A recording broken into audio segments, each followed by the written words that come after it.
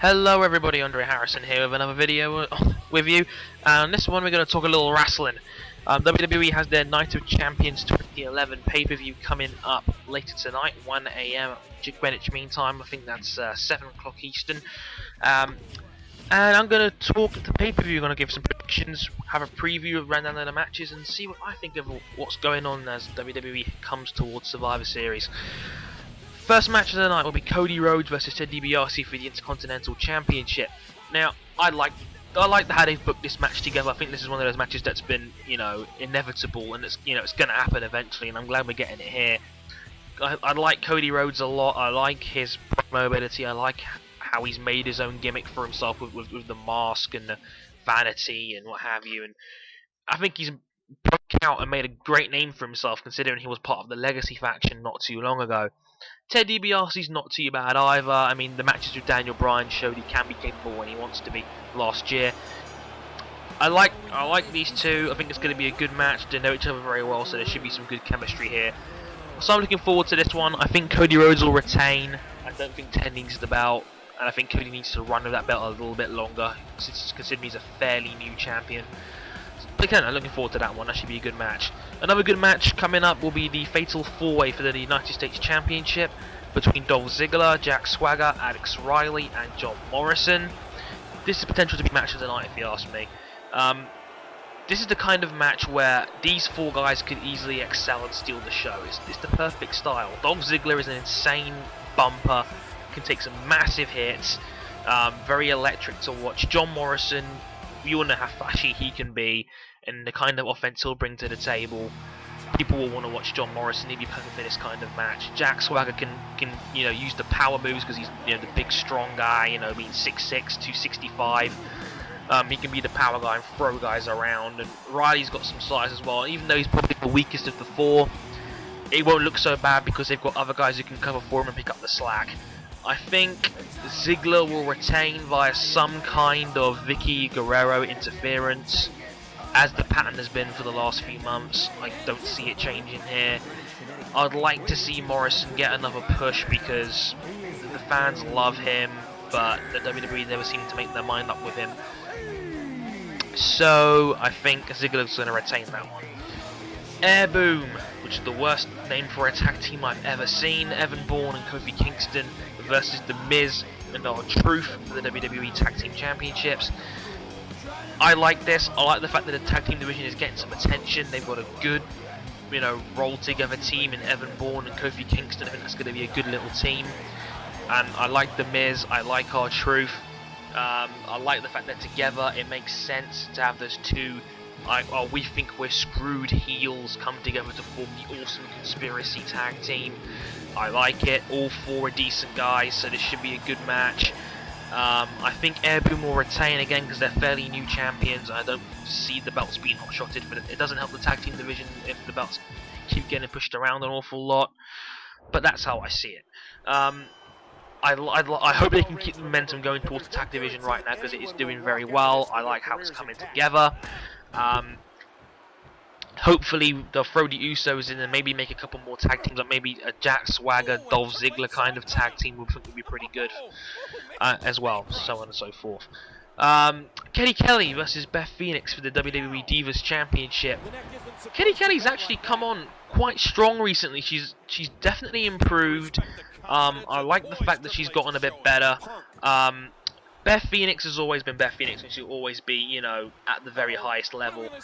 I think a Beth Phoenix title win would be pretty nice because it is Buffalo, it's Beth Phoenix's hometown, but nobody ever wins the belts in their hometowns anymore. In fact, that's often a curse right now. So I think Kelly Kelly will retain via disqualification of some kind. I think Beth might go too far and the ref might stop the match or something like that.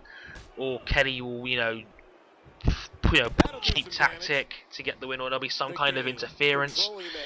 I don't see Kelly Kelly losing the belt after this one.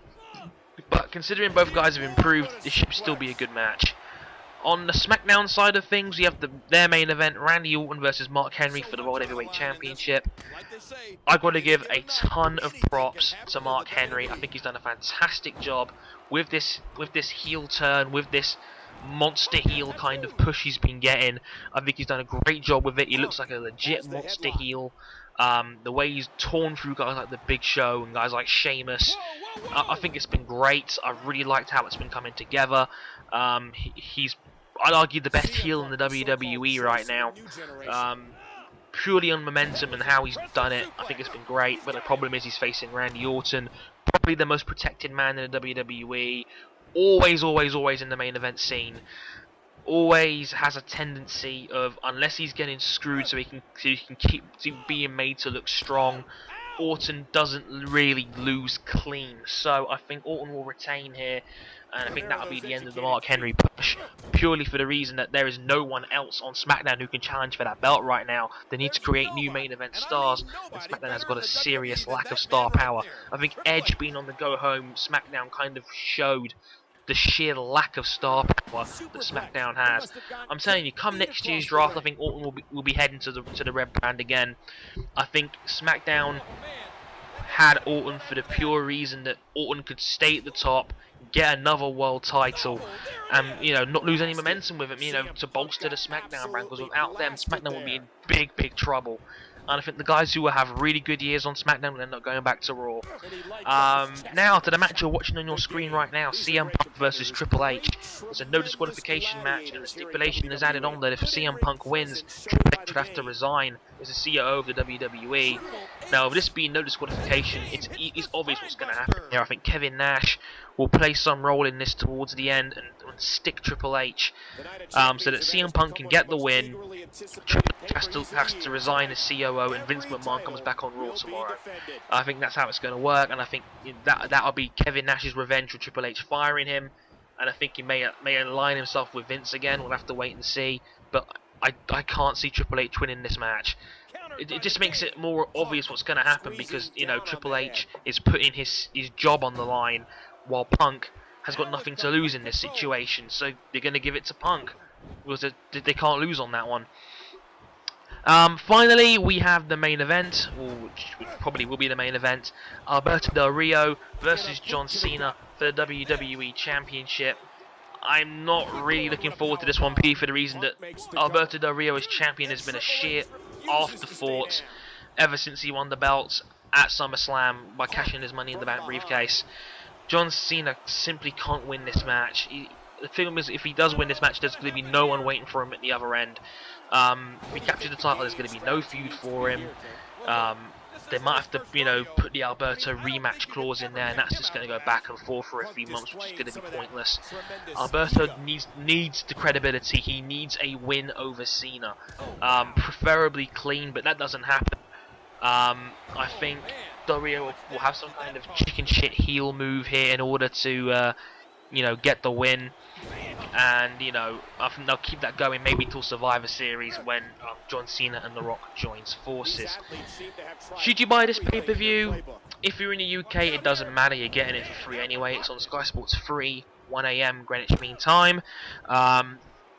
If you're American, I say no buy, for the pure reason that this show is not a $55 show. I think there's a good chance there's going to be some finishes that won't be clean. It's going to be I think it's going to be a bit like a TNA show, where there's going to be a lot of finishes that probably won't end clean. There'll be interferences, distractions here and there. I think they'll probably throw another match on the card as well to make it 8 to fill the timeout a little better as well.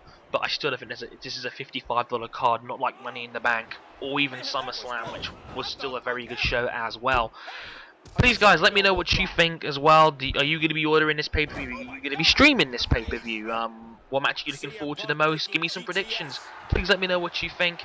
And I may have another video tomorrow reviewing the show, saying what I think as well. For those guys who follow me on my website, go to www.theharrisonanalysis.com for my full written review of the show tomorrow afternoon. I've been Andre Harrison. Thank you very much for watching. I hope you enjoyed the video. Sayonara.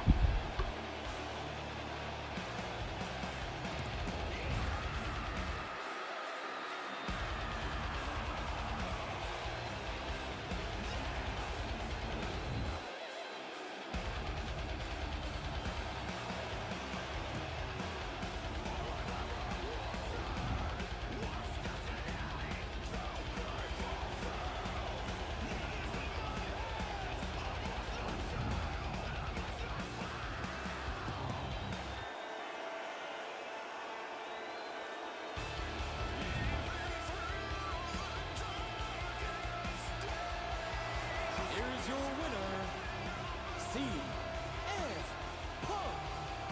Wow, he just never got out of the starting gate.